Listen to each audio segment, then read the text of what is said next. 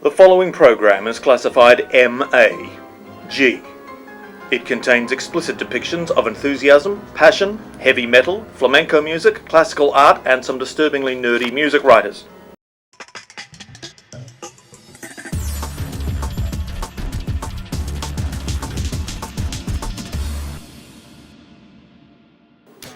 Hi music lovers and mag lovers and friends, lovely to have you back with us for MAGcast, whether you found us at musicaustraliaguide.com, YouTube or iTunes, you're here and that's the main thing. Hello!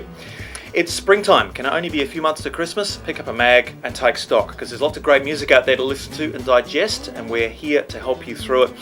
On our September cover are Rodrigo and Gabriela. They come originally from Mexico and they've got metal roots, but now they're based in Ireland.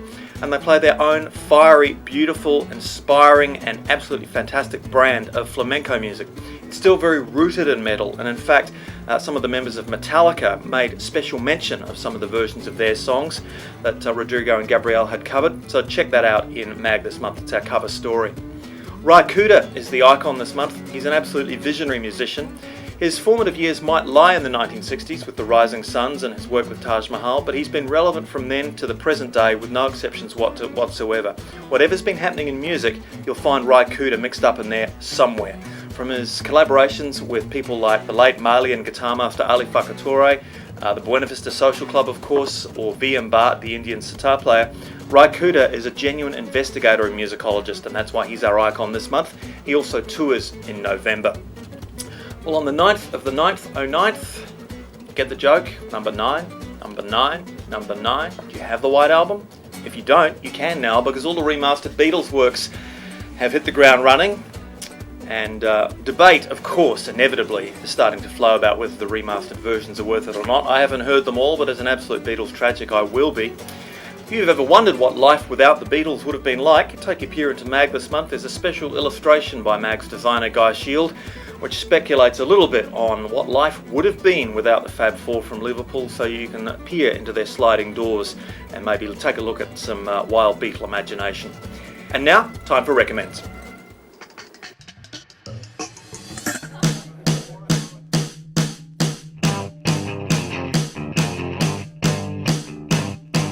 It's a real measure of the respect that Neil Finn holds around the world in the music community from his contemporaries and his fans, that he can have a holiday house just outside of Auckland at a beach called Piha and command the respect and the attendance of people from Radiohead, The Smiths, Wilco and the whole gamut of contemporary music people to come and record a charity album for Oxfam. Finn first did this in 2001 with a special gig held in Auckland, and he's done it again, and this time he's made a record at Seven Worlds Collide. He's corralled all these talents, and the idea was that if you wanted to come and have a holiday at Neil Finn's house, you had to bring a song with you. What's a little bit different with the second round of Seven Worlds Collide is that it's a family affair. Why wouldn't you? If you could, why wouldn't you do something like this? And I thought, yeah, it's a good enough answer. You don't have to justify it. You know, if you can get some musicians that you really admire and you know they're good people and their families. Seven Worlds Collide is out now. Look out for a review in MAG next month.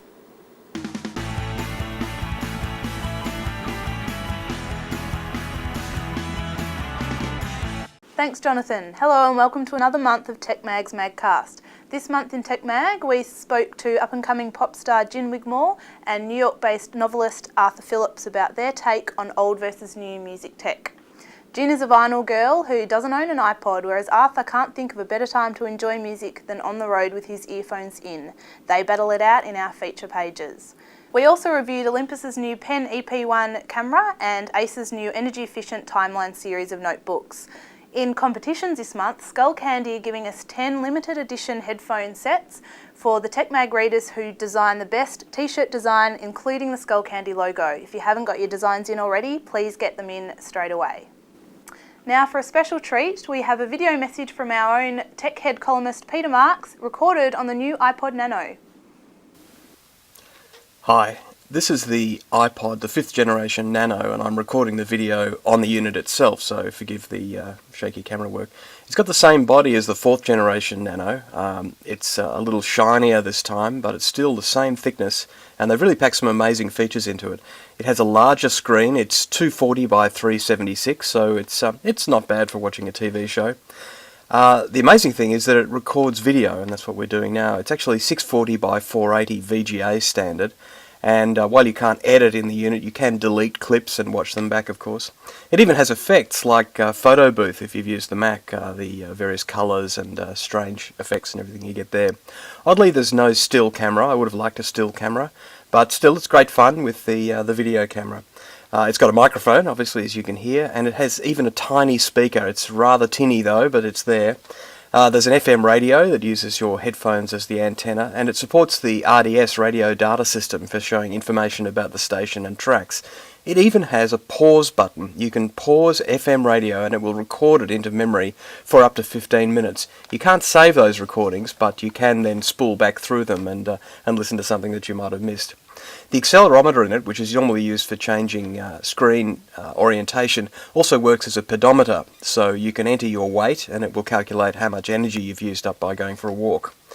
My only criticism is that the camera position, which you can probably see there, is right behind the click wheel just above it, and everyone who picks it up basically puts their finger over the camera when they first try to use it. It's a little bit difficult. I wish they could have put it up the other end, but perhaps they can't fit it in with the screen. Anyway, it's a great unit. I recommend it. It's a little bit cheaper than the old one, and amazing the features that have been packed in. This is Peter Marks for TechMag. Thanks, Peter. Next month is TechMag's first birthday, so look out for our special celebration on the pages in Mag next month. We're TechMag, we're in Mag, in JB Hi-Fi every month. Now it's time for Mag's DVD Review of the Month.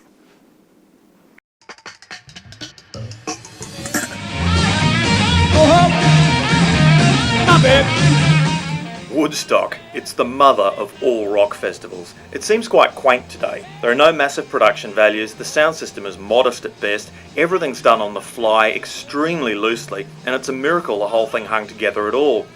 The timelessness of the performances is really only matched by the fleeting naivety of the crowd. Most of the people avoiding the brown acid and singing along to Country Joe and the Fish are now middle-class white-collar semi-retirees with greying temples. Which of course will happen to all of us. Mike, Eventually. what's the worst part of running one of these things? The worst part? What's the worst part about running one? I don't know. Huh? I don't know. Do you dig it all? I guess the biggest hassle is dealing with politics, you know? There are a lot of politics involved, you mean with the cities? Yeah. And you got that solved? Well, it looks that way. Looks that way. How long did it take you to put it together? 2-3 months? I reckon I This forgot should 9 be the months. definitive version of this concert film. It is beautifully shot, and even though the Grateful Dead are still absent, which was really only going to be something that annoys the purists out there, it's great to see Janis Joplin back in this cut, and it's great to see it remastered on DVD. It's out now, there's a full-page review in Mag this month, so check it out.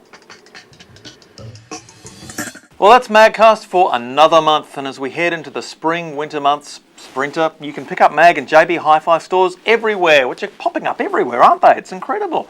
Thanks to all the entrants for last month's MAGcast competition, which was the novel The Song Is You by Arthur Phillips. Sienna Aguirre, Kira Lee Wedding and Daniel Bennett all picked up pictures of the book, so well done, guys.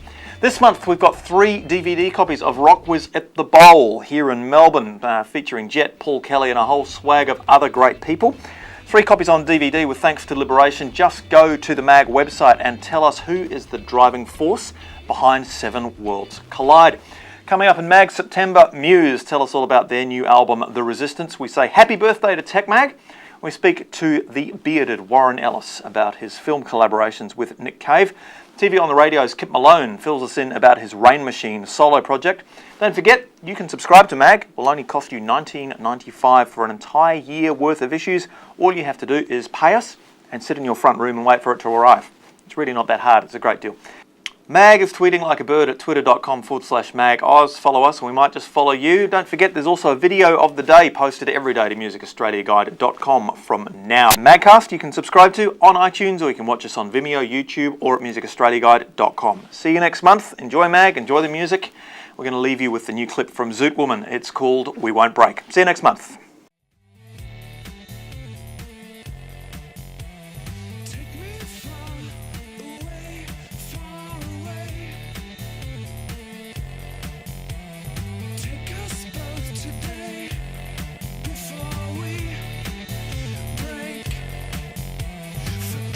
Changing faces whatever gets you free.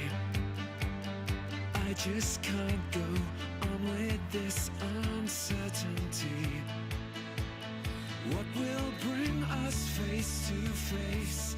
What in me would you replace? If I could find you, show